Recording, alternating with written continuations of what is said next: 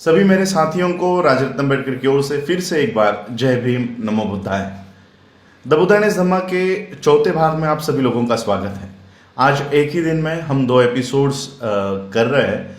इसकी वजह यह है कि द बुद्धाइज धम्मा इतने विस्तार पूर्वक बाबा साहब अम्बेडकर जी ने लिखा हुआ है कि एक दिन में अगर एक एपिसोड हम करते बैठे तो 100 दिन से भी अधिक समय बुद्धाइज धम्मा को सीखने में या बुद्धाइज धम्मा को जानने में लग जाएगा।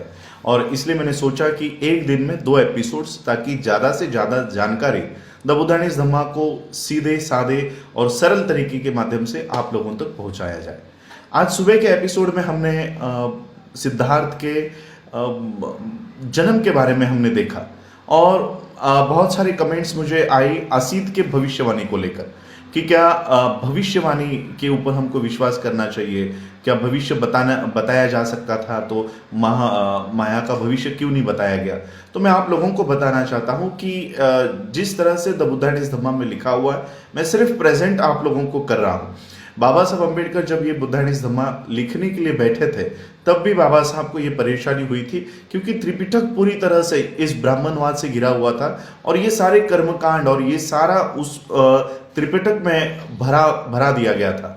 तो बाबा साहब अम्बेडकर जी ने भी केवल जो त्रिपिटक है उसमें से ये सारी जानकारी हमारे सामने लेकर आए।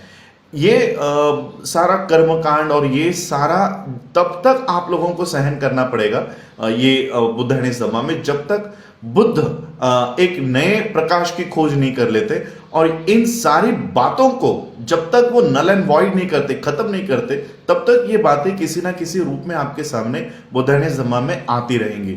दूसरा एक प्रश्न किया गया था कि क्या ब्राह्मण उस समय थे, तो ब्राह्मण बुद्ध के समय से बहुत साल पहले ही आर्यंस भारत में आ चुके थे।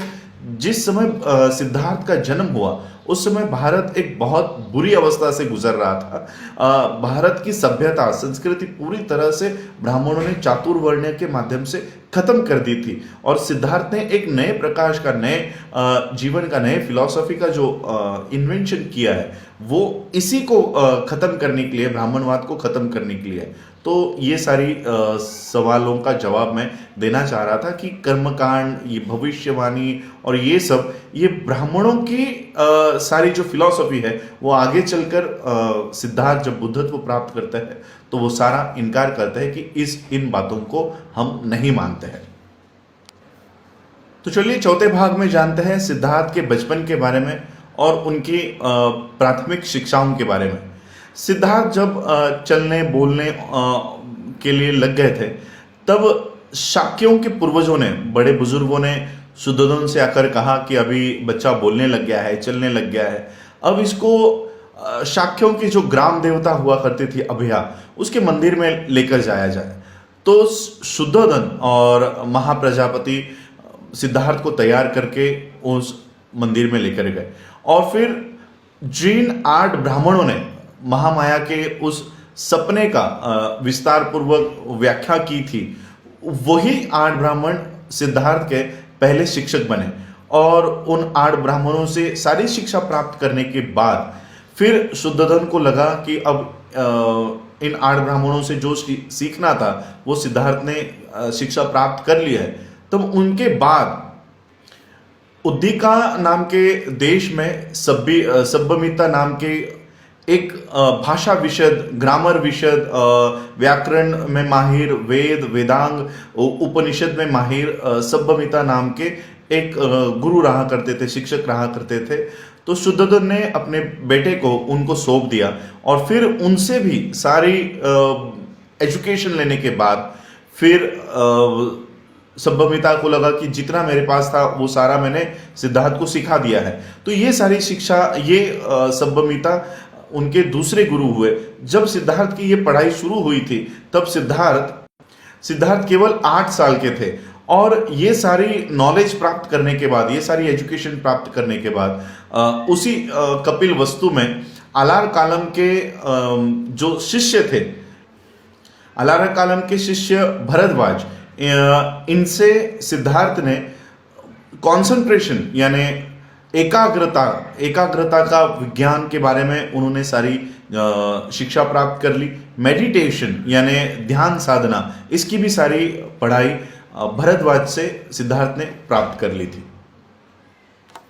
सिद्धार्थ के प्रारंभिक लक्षणों के बारे में डॉक्टर बाबा साहब अम्बेडकर लिखते हैं कि सिद्धार्थ जब भी अपने पिताजी के खेतों पे जाया करते थे और उनके पास अगर कोई काम नहीं हुआ करता था तो सिद्धार्थ एकांत में एक शांत जगह ढूंढकर वहां पर ध्यान साधना किया करते थे। एक ऐसे ही दिन जब सिद्धार्थ अपने पिताजी के खेत पर उनके दोस्तों के साथ गए, तब सिद्धार्थ ने देखा कि कुछ मजदूर खेत जोत रहे हैं, पेड़ काट रहे हैं, बांध बांध रहे हैं। कड़ी धूप में उनके बदन पर अच्छे ढंग के कपड़े भी नहीं है। तो सिद्धार्थ ने अपने दोस्तों को पूछा कि ये कितना मुनासिब है कि एक मनुष्य दूसरे मनुष्य के लिए काम करे। ये कितना मुनासिब है कि मालिक जो है वो मजदूरों के इस सारे मेहनत के ऊपर, उनके फलों के ऊपर गुलछरे उड़ाए। तो उनके जो दोस्त हुआ करते थे सिद्धार्थ के, वो पुराने फिलॉसफी को, पुराने तत्व ज्ञान को मानने वाले दोस्त थे। तो वो कहते थे कि मजदूरों का जन्म ही हमारी सेवा के लिए होता है, तो वो जो कर रहे हैं वो ठीक है। तो सिद्धार्थ को बचपन से ही ये असमानता के जो सारे चिन्ह थे, दृश्य थे, उससे वो विचलित हुआ करते थे और एक करुणा उनके मन में बहुत उमड़ के दिखाई दे रही थी। शाक्यों का एक वनप्रमंगल नाम का एक उत्सव वो मनाया करते थे और उत्सव का एक नियम हुआ करता था कि राजा या शासक परिवार खुद उस पहले दिन अपने हाथों से स्वयं वो खेत जोतने का काम वो खुद करेंगे। सिद्धार्थ इन उत्सव में भाग लिया करते थे। वो भले ही सारे विषयों में पारंगत थे, लेकिन अंग मेहनत, जहाँ मेहनत करनी होती थी वहाँ वो दूर नहीं हटते थे, पीछे नहीं हटते थे और आगे आकर वो खुद ये खेत जोतने का काम भी सिद्धार्थ किया करते थे। सिद्धार्थ धनुर्विद्या में और औजार चलाने में, हथियार चलाने में माहिर थे। सिद्धार्थ हमेशा जब उनके दोस्त उनको शिकार करने के लिए बुलाया करते थे, आमंत्रण दिया करते थे, तो सिद्धार्थ मना करते थे। तो उनके दोस्त उनको चिढ़ाने के लिए कहा करते थे कि शायद तुम शेर से डरते हो। तो सिद्धार्थ जवाब दिया करते थे कि मुझे पता है तुम शेर को नहीं मारने वाले हो, क्योंकि शेर से तुम सामना नहीं करने वाले हो। तुम जंगल में जाकर जो निष्पाप और छोटे जानवर है, जैसे कोई हिरन है या कोई खरगोश है, तुम उसी का शिकार करोगे। तो दोस्त कहते थे ठीक है, चलो तुम शिकार करने के लिए मत आओ, कम से कम हमारा निशाना तो देखने के लिए आओ। तो सिद्धार्थ कहते थे कि मैं निर्दोष प्राणियों का वध होते हुए देखना भी ये पसंद नहीं करता। इस तरह का जवाब जब वो देते थे तो उनकी माँ महाप्रजापति, इनको दुख होता था। वो अपने बेटे को बुलाती थी और कहती थी कि लड़ना तुम्हारा धर्म है, तुम एक क्षत्रिय हो और जो भूमि है, जंगल की जो भूमि है वो युद्ध भूमि के पहले की ये भूमि है और वो वहां पर तुम अगर प्रैक्टिस करते हो, निशाना किस तरह से लगाना है ये वहीं से सीखा जाता है और तुम वहां पर अगर जाने से मना करते हो तो तुम इसमें पारंगत कैसे हो सकोगे। तो सिद्धार्थ अपनी माँ को कहते थे कि किसी क्षत्रिय को लड़ना ही क्यों चाहिए। तो माँ कहती थी क्योंकि वो उसका कर्तव्य है, वो उसका धर्म है। और सिद्धार्थ फिर इसी तरह से सवाल करते थे अपने माँ से कि एक क्षत्रिय को क्यों लड़ना चाहिए, क्या वो प्यार से नहीं रह सकते, आपस में लड़े बिना क्या वो अपने राज्य की रक्षा नहीं कर सकते थे। तो इस तरह के सवाल वो अपने माँ से किया करते थे और फिर उनकी माँ निशब्द हो जाती थी कि बच्चे को क्या जवाब दे। सिद्धार्थ अपने दोस्तों को मेडिटेशन किस तरह से किया जाता है, कंसंट्रेशन कैसे, एकाग्रता कैसे की जाती है, ध्यान साधना कैसे की जाती है, किस तरह से बैठा जाता है, ये सारा वो सिखाने की कोशिश करते थे।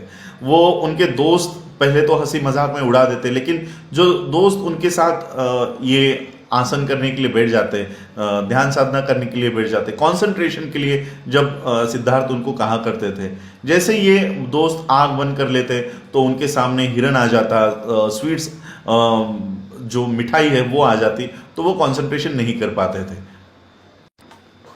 सिद्धार्थ बचपन से ही बहुत कारुणिक थे। एक बार जब सिद्धार्थ अपने पिताजी के खेत पर गए तो ऐसे ही एक शांत जगह पर वो बैठे हुए थे। जैसे ही वो बैठे हुए थे तो उनके बगल में एक पक्षी आकर गिरा। एक पक्षी आकर गिरा, उन्होंने देखा वो पक्षी बाण उसके शरीर से आर पार हो गया है। तो सिद्धार्थ ने वो उस पक्षी को उठाया, वो बाण उसके शरीर से निकाला, उस पक्षी को पानी पिलाया और अपने बदन की गर्मी उसको दी और वो पक्षी थोड़ी देर में ठीक हो गया। और जब ये पक्षी ठीक हो गया तब उनके फुफेरे भाई जो थे, चचेरे भाई देवदत्त, वो वहां पर आए और उन्होंने पूछा कि मैंने एक पक्षी यहां पर मार गिराया था, वो उड़ते उड़ते यही आया है, क्या तुमने उसको देखा? तो सिद्धार्थ ने कहा मैंने देखा है। तो देवदत्त ने कहा कि वो पक्षी मेरा है, क्योंकि नियमों के अनुसार जो पक्षी को मारता है वो पक्षी उसका है। सिद्धार्थ ने कहा नहीं, मैं इस नियम को मानने के लिए तैयार नहीं हूं कि जो मारता है वो उसका स्वामी नहीं होता, जो बचाता है वो उसका स्वामी होता है। इन दोनों में झगड़ा शुरू हो गया और ये झगड़ा इतना बढ़ गया कि मध्यस्थों को इसमें लाना पड़ा और फिर ये दोनों की बहस इतनी छिड़ गई। देवदत्त का कहना था कि मैंने इस पक्षी को मारा है तो इसका स्वामी मैं हूं, मैं इसका मालिक हूं। और फिर सिद्धार्थ ने कहा कि भला ऐसा कैसे हो सकता है, जो मारने वाला है वो किसी का मालिक कैसे हो सकता है, वो स्वामी कैसे हो सकता है, बचाने वाला ही वो स्वामी हो सकता है। और फिर न्यायालय ने सिद्धार्थ के पक्ष में ये निर्णय दिया और उस दिन से देवदत्त यानी सिद्धार्थ के चचेरे भाई ये हमेशा के लिए सिद्धार्थ के दुश्मन बन गए। लेकिन सिद्धार्थ इतने कारुणिक थे कि अपने भाई की मैत्री पाने के लिए वो किसी निर्दोष की हत्या नहीं करवाना चाहते थे। और इस तरह से सिद्धार्थ का बचपन हुआ। सिद्धार्थ का प्रारंभिक लक्षण इस तरह के हुआ करते थे। आप लोगों ने मुझे ये दिन भर में दूसरी बार आप लोगों ने मुझे सुना, उसके लिए आभार। जय भीम, जय भारत, जय बुद्ध।